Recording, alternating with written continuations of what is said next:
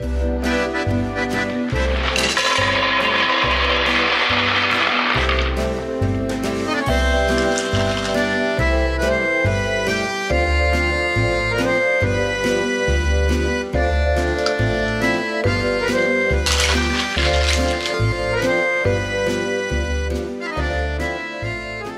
everybody, I'm Tom Vassell. Welcome to Board Game Breakfast. Well folks, we are back in the full swing of things. You saw a lot of videos that we did over the past couple weeks. So we're trying to continue to do more of that. This week, me, Sam, and Z are going to the Gathering of Friends. It's a small invite-only convention, but it's a way for me to talk to a lot of designers and publishers and see things. There is a chance that we will do some live Q&As from there.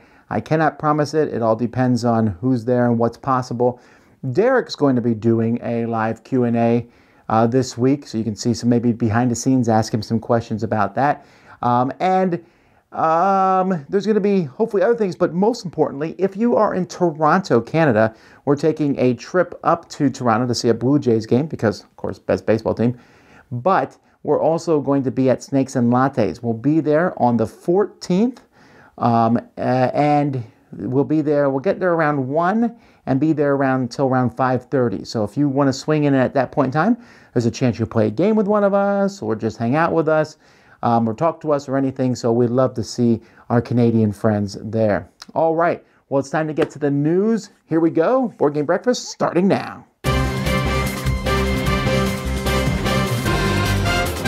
Okay, so in the news this week, this was a small minor thing, but I was amused by a man named John Klassen has decided to remake Crokinole to some degree. He made it a golf version of Crokinole and has been selling them locally. I always like when I see things like this. I find it interesting and amusing, and I like to play a game of this. Renegade has announced more games as normal. One of them is Sentient. This is in the future.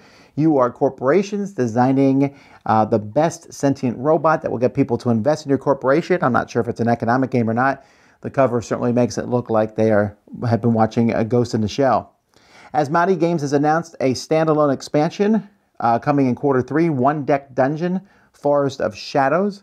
I guess I should get around to playing the first one here, but that's a really cool looking cover. Speaking of cool covers though, Roxley Games is going to be reprinting Brass. Now Brass from Martin Wallace was a very, very popular game. I believe it came out in 2007, so 10 years ago. And they are reprinting this, making some minor rules changes and things, and obviously updating the look of it, and having an expansion, Brass Birmingham. So both of these will be coming out later this year. Brass is a very widely acclaimed game, but it's never looked that good. This looks great. I was reading some reports on Board Game Geek about the Japanese fairs, and one thing I found in there very interesting, buried in all, they were talking about Oink Games. Oink Games make a lot of fun little games. A fake artist goes to New York and stuff, but their games are very expensive for the size of them. However, they're saying that they're going to be trying to come to U.S. conventions next year, so that would be cool. We'll be able to buy those, and again, I think it's good for the industry to see more of this globalization occurring. PAX Unplugged tickets have gone on, or are going on sale at the beginning of May, so we'll see how big this convention gets. The Dice Tower will be there. I'm not sure how many of us will be there, but we will be there. We're going to try to do some panels. We'll have a booth there, and we'll play games with people there. So hopefully it'll be a lot of fun. And I'm also thinking about scheduling an outing while we're there to go down to Shady Maple in Lancaster. I thought that'd be a fun thing for Dice Tower people to do. If you're in that area and you want to help with such a thing, let me know. USAopoly has announced Super Mario Level Up. This is a board game based on Super Mario where you're moving around. It could be garbage. I don't know. But it could also be really cool. We'll wait and see. I'm hoping it's cool because I'm a big Mario fan. All right, let's take a look at the Kickstarter world.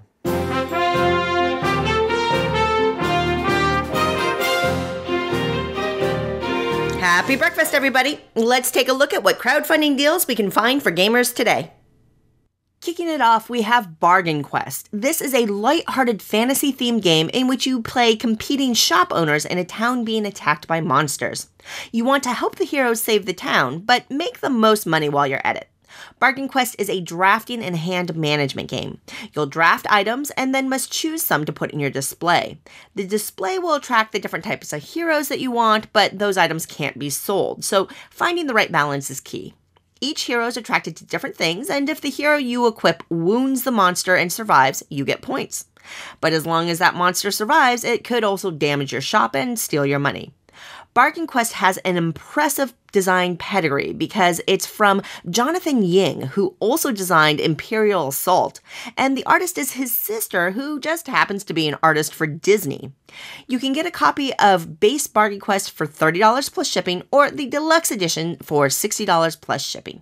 Omega is a fast-paced and stylish abstract game. You win by getting one of your cards behind your opponent's cards or by reaching their side of the table. The abstract design facilitates the placement rules in which shapes must complement each other and colors must match. All of that would be relatively simple, except Omega is a speed game, which makes the simplicity of the rules much more intense to play. That said, there are simplified no-stress rules options as well. You can get a copy of Omega for a pledge of €15 plus shipping. Constellations is a game of stargazing and constellation spotting. Publisher Extronaut's mission is to create fun games based on real science, and as such, it uses real star types on the cards. Constellations is a light game in which players will collect those star cards to complete constellation requirements. Those constellations are worth points when completed, but they also get placed into the shared tableau, and there are gem icons around the edge of each hexagon, and you get points for aligning those between hexes, adding a nice puzzly element to the game. It's a bonus that you see the night sky take shape as the tiles are placed. You can get a copy of Constellations for a pledge of $22 plus shipping. Circle the Wagons is a map-building game for 2 players and is the latest in the Wallet line of games from Button Shy. Laying out the different elements like wagons, guns, and bottles is the heart of the game. Players will draft cards from a big circle, but if you choose to skip over cards in line, then your opponent gets those cards. As you build up your town, you can overlap cards to optimize your layout, and you score points based on the size of your different territories. But each game there are random bonus cards that score differently. This really changes up the gameplay between games and adds a lot of challenge to the draft and placement. Along with Circle the Wagons, in this campaign, you can also pick up Mint Julep, which is a derby-themed card drafting and betting game, and That Snow Moon. And this is a light-hearted team-based card-throwing dexterity game with a super punny name. You can also always pick up some of the Button Shy other titles as add-ons. You can get Circle the Wagon for $10 plus shipping, but check out the variety of pledge levels that get you the other games too. Matryoshka is a card game designed by Sergio Holobon, who also designed Sheriff of Nottingham. This is a game in which you are collecting Russian nesting dolls and trying to create the most valuable collection by trading dolls with other collectors. Set collection and hand management with a bit of hidden information and negotiation is the core of this game. Basically, as you build out your collection of dolls by type and size, each round you'll put up a doll for trade. Opponents will select cards from their hand and place them face down, and you secretly get to choose one to trade for. Players' tableaus of dolls are rearranged each round, so you can really maximize and adjust as the game plays out. Plus, the game features really lovely art of those dolls. You can get a copy of Matryoshka for a pledge of just $13 plus shipping. And finally, the huge, literally huge hit Gloomhaven is on Kickstarter with a second printing. If you missed out on the first run of this gigantic 21-pound cooperative game, well, here's your second chance. Day 1 alone had over 10,000 backers and raised $1 million. Gloomhaven is a card-driven adventure battling game with a strong story element. In a given scenario, the enemies are automated, and hidden action selection ensures each player gets to make their own decisions on how to contribute to the team effort. Attack decks can be leveled up, money tokens will let you purchase helpful items, and events create branching story paths. On top of all of that, personal quests ensure players have their own thing to focus on. New health and experience trackers, updated rules, and scenario books are part of this campaign. If you already own the first printing, there's an inexpensive upgrade pack you can pledge for. There's also a new mini expansion of 17 solo scenarios that you can pick up. A copy of Gloomhaven takes a pledge of $99 plus shipping. Okay, that's all I've got for you this episode. Hopefully something caught your eye. And until next time, I hope you have a wonderful week.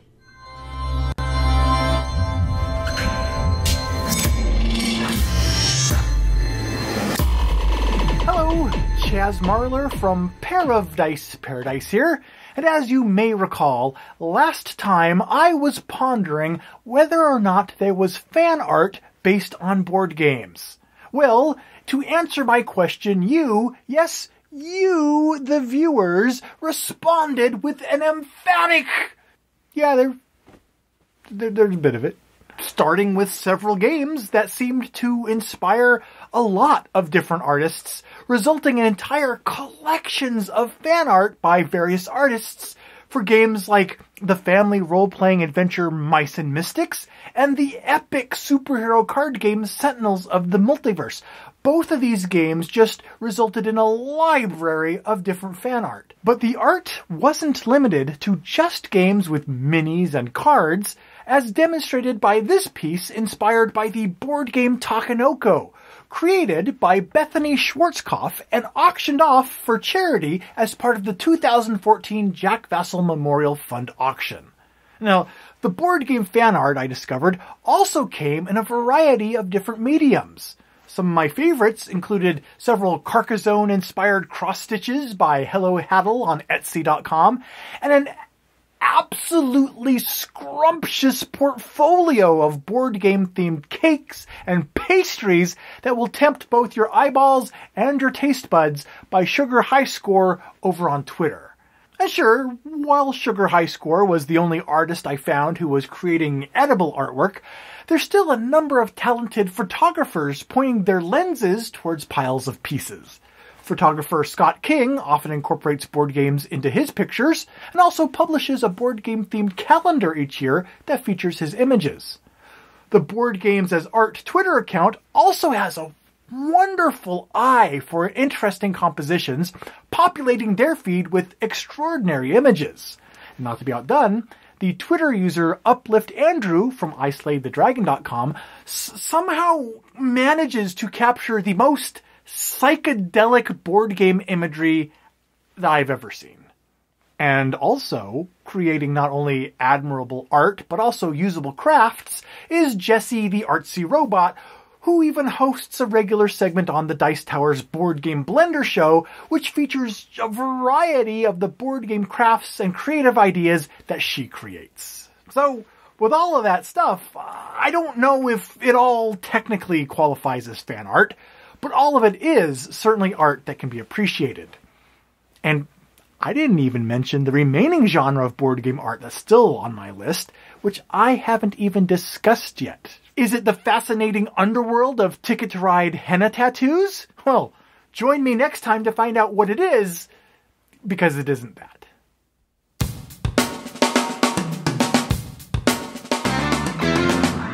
So what's coming from the Dice Tower this week? Well, I'll be doing a few more top 10 lists.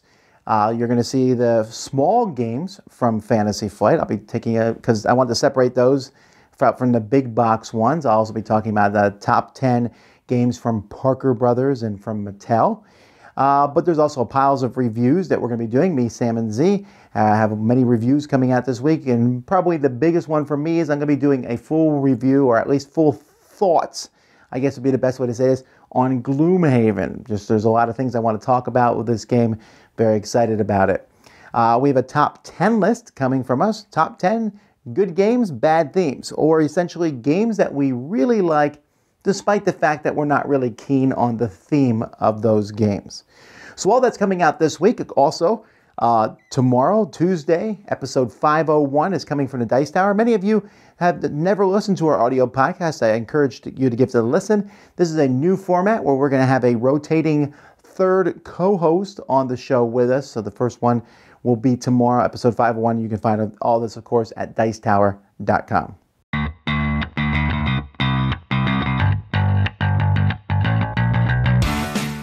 It's lunchtime! So today, I swear, I think we're on like a food theme. I don't know what it is. Food is good. We're going to be taking a look at Veggie Garden, which is published by Quick, Simple, Fun Games. The game was designed by Kelly North Adams. It plays in about 30 minutes for ages 14 up, and it plays 2 to 4 players, if I'm not mistaken. It does. Look at that, I remembered it all. So basically you are gardeners sharing this community garden, and in 6 rounds you basically have to arrange it so that the cards on the outside are close to the fence posts that give you the most points for the cards that you're going to collect in hand. Because you're going to get the fence posts, add them all up, times the number of cards of that type in your hand. The trick is the ones in the middle are compost, so they're not near a fence post and are worth nothing. And this little groundhog is sneaky. He kind of moves around in the compost area, switching cards on you, as well as the rabbit, who kind of moves around the outside of the garden. And basically you don't get points for where the rabbit is at the end of the game, next to that vegetable. Yeah, so these vegetables are kind of fun. So when you're, picking these from the garden and then get to choose an action, they all do different actions. So I think my favorite one, well, it's one of my favorite ones, is the one that bunny hops to a fence post and exchange places with it, because then I can swap and get more points. So I really enjoy that. So you've got some potatoes, tomatoes, carrots, peas, cabbage, and I think there's peppers. There are peppers. You basically play 5 of the 6 types of vegetables that are The peppers available. were conveniently removed by Tracy. I just don't like peppers. I don't know what it is. They're colorful. Don't like the taste. So I know in the game you play, I believe it's 8 rounds. It's actually 6 rounds. 6, okay. You start with 2 cards. You will play 6 rounds, and then so that means you'll have 8 cards at the end of the game. However, then everyone will draw one from the harvest. So they'll actually have 9 cards, but that last card is just simply a draw, so you have it in your hand. Yeah, so I screw up the cards in the rounds, but it goes pretty fast. So I think it's really, really easy to play. It is. It's about food. Can't go wrong with food. So definitely, this is new actually. I do think it's on pre-order if it is available. So you guys really need to check it out. Super light. I think you could play it with younger. They may not necessarily. They might not get the subtleties of the strategy I think in this you can. game, but yeah. Yeah, they're cute. The bunnies are fun and it's food, so I think you'll have a good time. Yeah. So overall, I think we really enjoyed this game. Very much so. It's quick, fun, and simple. Ah, I saw what you did there. All right, so that's it for today, and I guess we'll see you next time. Bye.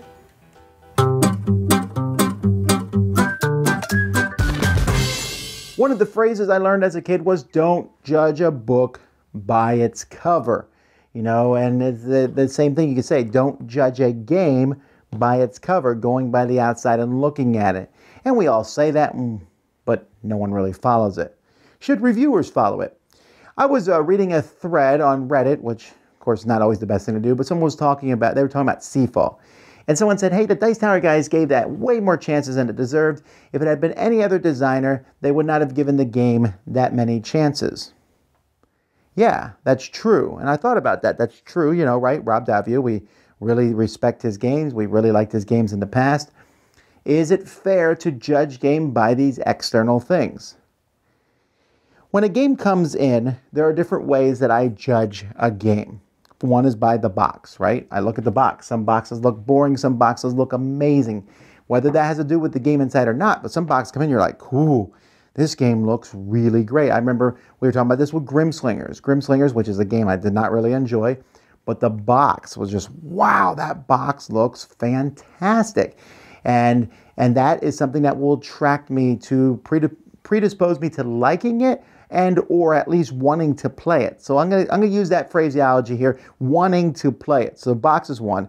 Theme is another. There are just some themes. You're like zombies. I'm like, all right, I guess I'll look at it. But then they'll say, hey, this game here is about, spies in World War II. Really? Well, that's very intriguing to me. So the theme is certainly something that will attract me to wanting to play a game. The designer of the game, it really does. You say Rob Daviau, you say Bruno Catala, you say Eric Lang, you say different people and different designers for different people. Some people Stefan Feld, sometimes. But if it's a newcomer, that doesn't have that same behind it. And you know what? When people have this pedigree of games that they bring into it, I think that's fair. I think they have built up expectations. It's when you go and you see a restaurant and you're not sure who did it, but you see a restaurant and it's run by Gordon Ramsay. The Gordon Ramsay one probably has some quality because he's built up his reputation to doing that. Publisher. It's not just, if it's the dinko weirdo publisher as opposed to, hey, it's Days of Wonder. It's Fantasy Flight. It's Simon. A good publisher has a reputation for making good games. It's an unknown publisher. We can sit there and go, well, I hope it's good. It might look cool. It might sound interesting, but it's an unknown factor. Hype. Hype definitely affects, positively or negatively. Sometimes the hype is so strong and you're like, well, the game cannot be that good. So you go into it like, all right, let's see where the flaws are. Or other times you're just following the hype train. You're like, everyone says it's amazing. Everyone says it's terrific. It's everywhere. It must be amazing. Then there's the rules. I can't tell you how many times I'm reading the rules for a game and going through all the different rules. I'm like, I hate this game already because these rules were written so poorly or so difficult to read. Other reviews. Hey, other people said it was great. Other people said it was bad. That kind of affects you and how you're going to look at the game. Ads or the advertising. Someone comes and says, buy this game now. Buy it, buy it, buy it, buy it. You're like, get out of my face. You know, I'm not going to ever play your game now. Now, all these are factors that come into you playing a game. Now, you might say, hey, you guys need to be objective. You need to be able to take a look at a game and put all those things aside. But I would posit that you cannot do that. You cannot ignore the box, the theme, the designer, the publisher, and all that. And yes, there can be a good game despite all that. But there usually isn't. It's really the truth of it. We have a shelf full of games. You saw it in the last video. Just tons of games. Hundreds of games that we need to review. How do we pick which ones to review? Well, we picked ones that we think will be fun to play. And sometimes games never get picked because they don't have the right box, they don't have the right designer, they don't have the right publisher, they don't have the right artwork, and that's not a fair thing, right? It just isn't. But it's what keeps the industry going to some degree too. Yeah, you can build yourself up. You can be an unknown designer and come in and have this amazing thing of an unknown publisher. Then you build your own pedigree. And yeah, sometimes that box looks amazing. The theme is great. The publisher is fantastic. Designer is a great one. And the whole thing falls apart and is not that good of a game. So what do you do in these situations? You know, so as a Dice Tower, yeah, we judge books by their cover. But we don't only judge them by that. We prejudge them by that. Then we go through and play it. And the thing is, when you are prejudging it and you have that positive thing and the expectations are that good, when it's not, the anger and the resentment is that much more. The judgment is that much stronger because we wanted it to be good. Seafall is a great example. We gave Seafall a lot of chances. And at the end, we were extremely disappointed because we were really expecting something fantastic because the company, Plaid Hat Games, is amazing. The designer is really good. The playtesting and hype had been very high for this. It had been sold as a great thing. But it wasn't, for us anyway. So, yeah, we judge a book by its cover, and it's really not fair.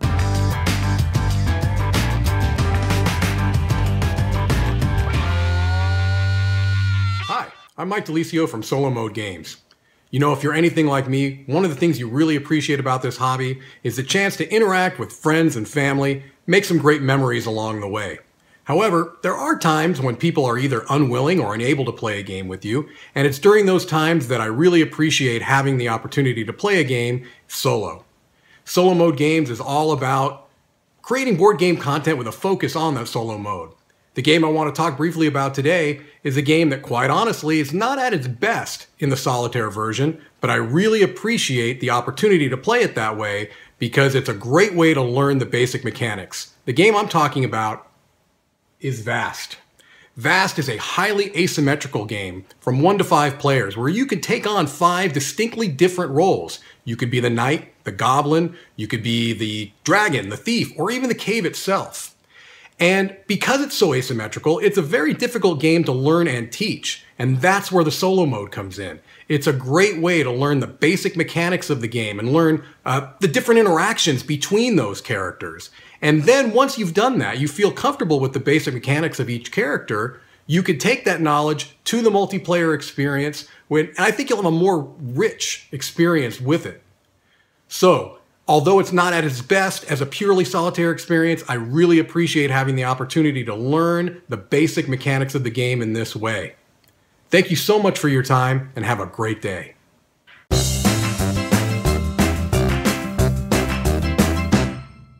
Hey, for today let's look at the shelf. We're going to take a look at the games in the very top. These are games that don't fit in my nice Calyx shelves, but they're big and I love them. Ave Caesar, a great racing game. Zaya, that sandbox of a game where you can play and just go anywhere, be a pirate, do anything. Lots of fun to see that. Then we have Defenders of the Last Stand, which is basically a redoing of Defenders of the Realms, but in a post-apocalyptic thing. You think I actually like Defenders of the Realm theming better, But Defender's Last Stand had so much more theme in it. It had heroes. It was just a whole lot of fun. Then over here, Catacombs, which is just too big to fit in the square. It's just a little big. This flicking game, I love it. I love all the different monsters that are in it and the way that they activate. It's just a lot of fun to play. And then Summoner Wars Alliances, lots of Summoner War. Actually, all my Summoner War stuff's in there. You can see the boards are sitting on top. Summoner Wars is just still one of my favorite games, a two-player game, card game, very short and easy. This is the art box that you can buy at some of the craft stores, and inside is a custom insert, and all my Dominion stuff is there. So that's Dominion. And then last but not least on this side is League of Legends. A great big grandiose game based on, well, I'm sorry, it's called not League of Legends. Let me rephrase that. This is Mechs vs. Minions, based in the League of Legends universe. Mechs vs. Minions, a great cooperative game, just tremendous production. So on the very top skinny shelf here, just below the ceiling, that's what's on the shelf. Hey, welcome to Play Like a Girl. I'm Christina from Girls Game Shelf. And this week, instead of talking about the games that I've been playing and I've been interested in, I'm gonna do something a little different because you see, I'm like about to have a baby. See? Like any minute now. The last few times this happened to me, my husband and I really relied on board games as a way to preserve our identity and sanity. So I'm going to share my criteria for what games are best for new parents, or parents of newborns rather, and also the games that I'm looking forward to playing in the coming weeks. Rule number one is that the game can't take too long. It has to be a quick play game because you don't have a lot of time. You don't want to get interrupted and have to remember what you were doing when you come back to a big game. It can't be too complicated, right? Which leads me to rule number two. It can't be too complicated. You only have so much brain power in those first few weeks, so it has to be relatively simple. We're talking like, you know, gateway game-ish, you know, at least, depending on your comfort level. And rule number three, it can't be too stabby. Not a lot of conflict, because, you know, after creating a miracle, I'm very sensitive. Game number one, for me, Carcassonne. I know you probably expected that, but I mean, it is like the perfect game for those first few weeks. It's quiet, it plays quickly, it's peaceful, and they're coming out with a circus expansion. Game number two, Between Two Cities. Yes, I know it plays 3 and up, but there's a 2-player variation that's actually pretty good, and I enjoy it. It's kind of like, yeah, it's very similar to Carcassonne, but it's like Carcassonne and Sushi Go had a baby, and you know, I'm into that. Game number 3, Seven Wonders Duel, because I will never not want to play Seven Wonders Duel. Game number 4, Dominion. I know that's kind of a strange one to put in there, but Dominion for me was my gateway game. So, you know, I'm a little sentimental about it, and I'm going to want to play it for sentimental reasons. So any kind of game that harkens to your beginnings as a board gamer is lovely. And game number 5, Santorini, because I want to see how well I do with sleep deprivation while playing Santorini. I'm super interested if you have any suggestions, because, you know, I'm all ears for that. So leave them in the comments below. And, you know, if you know any folks that are about to become new parents, it's a great way to get them into the hobby when they're vulnerable. Thanks for watching Play Like a Girl. I'm Christina from Girls Game Shelf. We'll see you next time. Bye.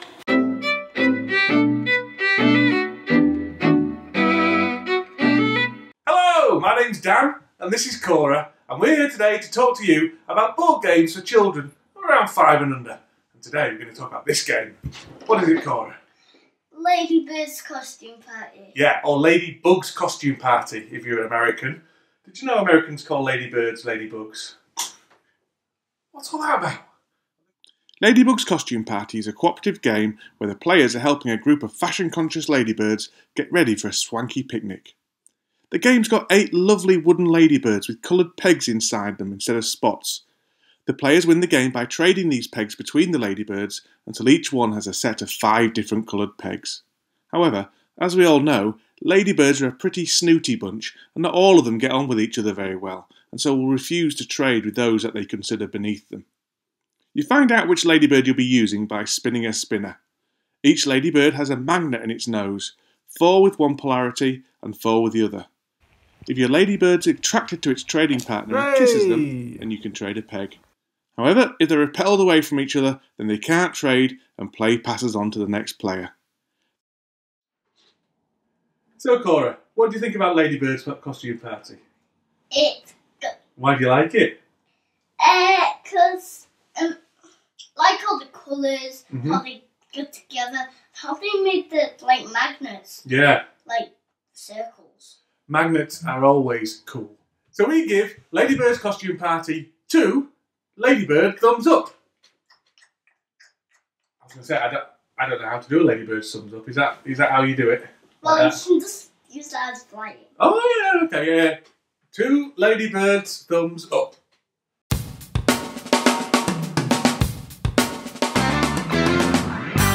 Alright, today we're taking a look at an insert in Gloomhaven from Meeple Realty. Now for Gloomhaven, and the Meeple Realty insert is not completely done, one of the problems I have is fitting everything inside. And in fact, this insert tells you how to put in all these tiles, and I'm still not doing that correctly. And in fact, I had a few bags set aside which I still need to put in the insert. But the insert, and once I take the board out, you'll see the whole insert. Okay, this is everything else is in the insert. And so, for example, here you can see this board, which this lid should be on, and this can be used during the course of the game. So here I've upgraded the coins, the metal coins. I have these, the health counters, and then all the different status markers and the different things in here. You can put more stuff, and this is to be used during the course of the game. Underneath that is a thinner box, and in this thin box here is all the different main monsters and some sticker sheets. And then this pops underneath this. There is another box, and this box is fantastic because this is where most of the monsters are. This is probably one of my biggest happinesses of this. They're all labeled here, it tells you where they are. And when you open this up, you see each of the monsters stacked very nice and neatly, and there's a little holes underneath so that you can poke them. You can see it poking out because I'm poking my pinky in there. So they're easy to get out. You don't have to spill. And this is probably my favorite thing of the whole set. It also comes with a box here. This box that slides down inside there. Has all the different miniatures that are in the game. Another box here holds all the different characters that are in the set. A box that slides in the back here has all the different terrain that's included. And again, labeled so you can easily find it. And then a box down here which you can customize and have all the different cards that are in your game with these little wooden dividers. And then the box, it comes with a thing, and I'm going to put this away later, but everything fits back in the box. You saw me open it up and take it all out. Meeple really does a great job. You can use glue. There is currently no glue on my set, although I can see that the glue will come at some point, probably to hold a few things together, but the stuff fits together very tight. It took me about 45 minutes to an hour to put everything together, but I'm really happy because it just stores Gloomhaven for me very nicely. That's from Meeple Realty.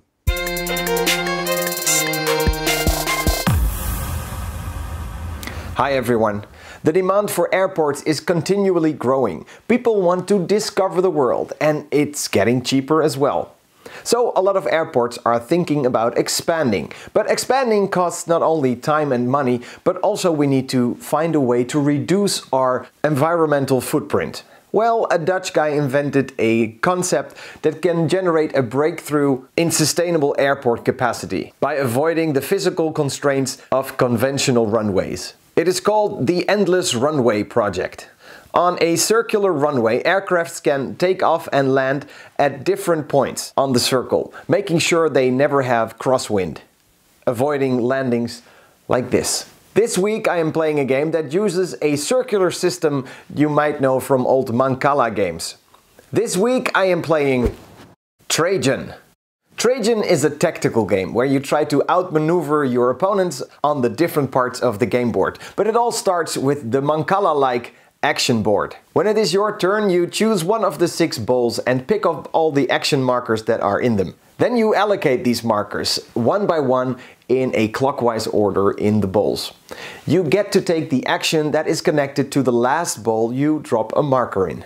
During the game, some of the bowls will receive a Trajan tile, and it is a real puzzle to make sure that at the end of your turn, when you put the last marker in a bowl, if you have the requested markers in that bowl, you get to do an extra action. There's a lot going on in this game. Collect and ship commodities, conquer Europe, expand your influence in the Senate, and don't forget, one of the things the Roman Emperor Trajan was famous for, his buildings. Trajan is designed by Stefan Feld and is my personal favorite that he made thus far.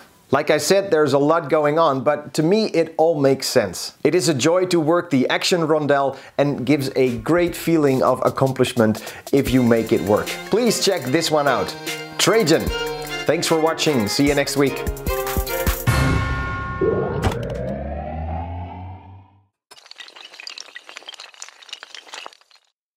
Hi, Suzanne here with this week's featured board game app. Beautiful and serene and designed by the Antoine Bauza, Tokaido is one of those games that has broad appeal, in part because of the way the components and the gameplay all come together to create a really premium game experience. Well, how does the app version hold up to that high standard? Let's take a quick look. Tokaido marks your journey along the famous Tokaido Road. Players simply choose which spots along that road they wish to stop at to do things like take in a scenic panorama, have a hot meal, or buy some souvenirs. The player who's farthest back in line always gets to move next, and the spaces at all those shops and sites are limited. Ultimately, each location provides an item of some sort for you to collect smartly for points at the end of the game. The app brings Tokaido to life, replicating the lovely art style of the board game and enhancing it with 3D representations and animations. There's a thorough interactive tutorial, but the rules are not available in-app. From a usability point of view, I do like that you can tap on a question mark to remind you what each location provides. Quick reference spots like this are hugely helpful in board game apps. The UI feels intuitive, and both the solo play and pass and play work well, although you have to pay attention to whose turn it is during the pass and play so you don't accidentally take somebody else's turn. And there is online play through a FunForge account, but I've yet to really see an active game waiting for players, and you can't set up custom rooms to play with just your friends yet. And in an ironic twist for a game about a leisurely journey, my favorite feature is the fast AI option, which will speed up the animations. It's anti-thematic, but it speeds up the gameplay, and it's actually really funny to watch as the characters sprint between locations. Tokaido is a faithful and stunning app adaptation of the board game. Every visual detail was lovingly crafted. I'd really like to see a few enhancements to the online system and the in-game options, but as is, if you're a fan of Tokaido, I think you'll be pleased with the app. And if you're new to Tokaido, the app is a lovely introduction to the game. Give it a try. Hey, this is Mike with the Board Game Makeover. Oh, regret! Regret! Sorry, I went a bit strange there. I'm not really a board game maker-overer. So I didn't realise how much work goes into board gaming making-overing. Spoiler alert, it's a lot. So much work. Stefan Feld is my favourite designer, and the game I made over this week was my German copy of Macau, turning it from a drab and dreary game about trading in the 17th century into exactly the same game, but now it's in English. I changed all the cards. I mean, I love that game, but now I resent it. I did not enjoy translating this game at all. It was satisfying, but it wasn't fun. Like going for a run or revenge. It took many hours to change the 120 cards in this game, and now my shoulder hurts for some reason. But was it worth it to save some money on this little gem? Yes. Would I do it again for any other game? Probably not. Also, if this game gets reprinted anytime soon, do not tell me. Pillars of the Earth. So, what length would you go to make a game playable? And Mike, you crazy maniac, this is your fault. Although not strictly a makeover, more of a translation, it's still your fault, because you make it look really easy, with your smile that lies. Although, zombie Trajan? No, that would be absolutely insane. Have a good week. So many cards. Just... Ah! And that's it for another Board Game Breakfast. Folks, thanks for watching. I hope you enjoyed the news segments. I hope you enjoy our new episode 501 coming out this week. I hope that we can see a few of you at the Snakes and Lattes Cafe. By the way, some people ask me which one. I always get confused over the differences between them. We're going to the bigger one. The newer one is where we'll be. So anyhow, until next week, I'm Tom Vassell. Thanks so much for hanging out with us at the Dice Tower. We'll be seeing you. Thanks for watching Board Game Breakfast. Tune in each week for your daily dose of gaming goodness with Tom Vassell and all the gang. Until next time, I'm Eric Summerer, and you've been watching Board Game Breakfast, a Dice Tower production, sponsored by Cool Stuff Inc., an amazing place to buy board games. Cool stuff in stock at CoolStuffInc.com.